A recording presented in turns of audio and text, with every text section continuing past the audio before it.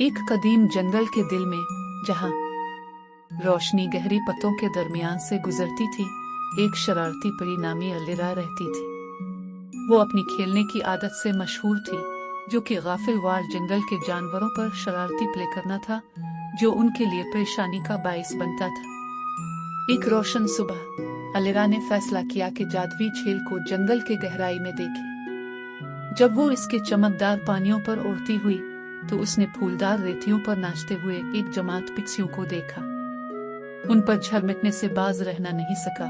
उसने उन पर चमकदार छक्के छिड़क दिया, जिससे उन्हें बेकाबू हंसी की वजह से उड़ने दिया। करीबी पुराने बलूत के दरख्तों के दरमियान एक बूढ़े जादूगर अल्ड्रोन का गांव था। अलिरा अक्सर अल्ड्रोन का मजाक उड़ाती रहती थी, उनकी जादू की किताबें छुपा देती और उनके पोशीदा अज्जा को तरतीब देती थी। एक दिन उसने उनके झाड़ों को ऐसे जादू किया कि वो खुद ब खुद जमीन साफ करने लगा, जिससे जादूगर हैरत में डूबा रह गया।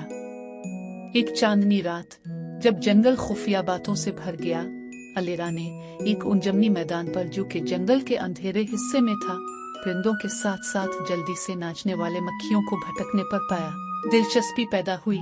उसने उनकी रोशनी की पट्टियों से पेचीदा नक्श बनाए, जो उन तमाम पर जादू से वाबस्ता लोगों को हैरत में डालने वाली थी। मगर अलिरा की शरारती फितरत कभी कभार गैर मुतवक्के नताइज पैदा करती थी। एक दिन इसकी मिजाहिया कामयाबियों ने बगैर आवाज के एक अलून के घोंसले को परेशान किया, जिससे उनको अपने घर छोड़ देना पड़ा।